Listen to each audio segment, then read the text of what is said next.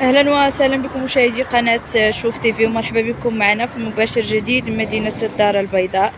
وكيف ما عودتكم قناه الشعب كتحاول انها توصل رسائل سواء المسؤولين سواء على حسب المواضيع اللي تنحاولوا ننقلوها للمشاهد المغربي. فكيف ما كتشوفوا احنا اليوم جينا باش نوصلوا المسؤولين هاد الحاله الكارثيه ديال ملاعب القرب بمنطقه مولاي رشيد. كيف ما كتلاحظوا معنا للاسف يعني ملعب مساحه اللي كبيره بزاف، وممكن انه يتصلح ويتنقى فين يلعبوا فيه الوليدات، فين يمارسوا فيه وليدات مولاي رشيد الرياضه.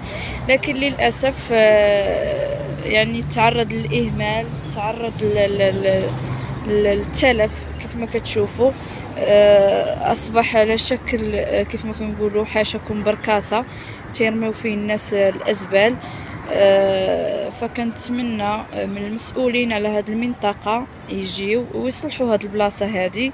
علاش لا؟ وليداتنا محتاجين الملاعب بالقرب، محتاجين المساحات خضراء، محتاجين الاماكن فين يفجروا الطاقات ديالهم، فين يلعبوا الرياضه، فين يلعبوا كره، فين يكونوا في وقت الفراغ ديالهم، في عوض ما انهم يلعبوا في الشارع ويتعرضوا لحوادث السير او لبزاف ديال المسائل.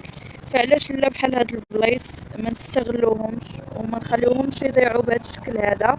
علاش هاد المساحه كامله تضيع وتبقى خاويه وتولي على شكل بركاسه كيطلع فيها الزبل؟ كيف ما كتشوفوا حاله كارثيه. فكنتمنى من المسؤولين على منطقه مولاي رشيد الملعب ديال الغابه الخضراء راه حالته حاله كارثيه، وهنا ممكن يوقعوا مشاكل كثيره في بحال هاد البلايص اللي كتكون غير مراقبه وما مصلوحاش ومهموله بهذه الطريقه. فراه كيوقعوا فيها مشاكل، الله يستر، كتوقع فيها سرقه، يوقعوا فيها اغتصاب، ممكن توقع فيها اي حاجه اللي مضره للمجتمع ديالنا ومضره للوليدات ديال المجتمع ديالنا.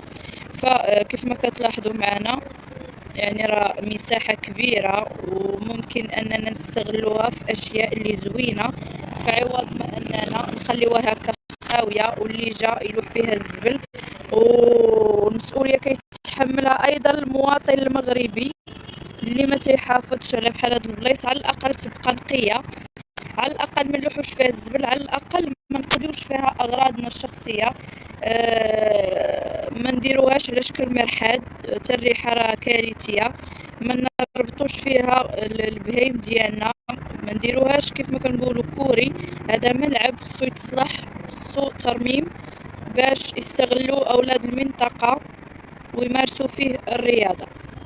فكنتمنى من المسؤولين على منطقة مولاي رشيد أنهم ياخذوا بعين الاعتبار هذا المباشر، ويتم الإصلاح ديال هاد المنطقة هذه، ديال هاد الملعب اللي كيستاهل أنه نستغلوه ونديرو فيه شي حاجة زوينة لينا ولوليداتنا. اذا مشاهدي قناه شوف تيفي كنتمنى الميساج ديالنا يوصل.